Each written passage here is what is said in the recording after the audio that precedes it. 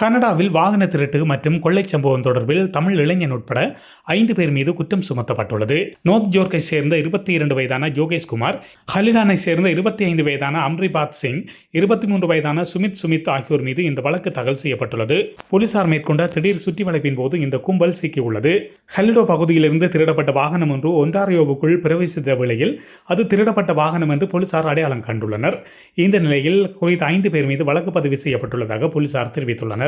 இதேவேளை கனேடிய பிரதமர் ஜஸ்டின் ட்ரூடோவுடனான கருத்து வேறுபாடு காரணமாக அந்த நாட்டு நிதியமைச்சர் கிறிஸ்டியா ஃப்ரீலேண்ட் பதவியிலிருந்து விலகியுள்ளதாக ஊடகங்கள் செய்தி வெளியிட்டுள்ளன.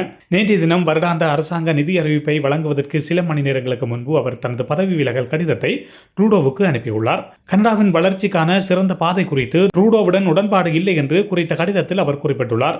ட்ரூடோ அரசின் மிக முக்கிய பொருளாதார ஆலோசகராக மேலும் இருக்க விரும்பவில்லை என்பதையும் அவர் வெளிப்படையாக தெரிவித்துள்ளார்.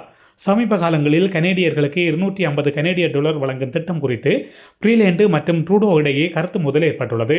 இந்த திட்டம் கனடாவால் ஏற்க முடியாத செலவை ஏற்படுத்தும் அரசியல் யுக்தியாக இருப்பதாக ஃப்ரீலேண்ட் விமர்சித்துள்ளார். அமெரிக்க ஜனாதிபதியாக தேர்ந்தெடுக்கப்பட்ட டொனால்ட் ட்ரம்ப் கனேடிய பொருட்களுக்கு 25% வரி விதிப்பது குறித்து மிரட்டல் விடுத்துள்ளார்.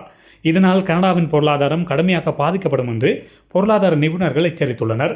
இந்த பிரச்சினை கனடாவுக்கு பெரும் சவாலாக இருக்கும் என்று ஃப்ரீலேண்ட் தனது கடிதத்தில் குறிப்பிட்டுள்ளார்.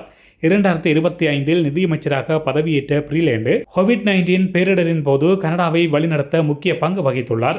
நிதியமைச்சர் பதவியிலிருந்து விலகிய போதும் நாடாளுமன்ற உறுப்பினராக தொடரவும் எதிர்வரும் தேர்தல்களில் மீண்டும் போட்டியிடவும் திட்டமிட்டுள்ளார் என்பதும் குறிப்பிடத்தக்கதாகும். இதுபோன்ற செய்திகளை, சுவாரஸ்யமான தகவல்களை உடனுக்குடன் அறிந்து கொள்ள உண்மை சேனலினை சப்ஸ்கிரைப் செய்து இணைந்திருங்கள்.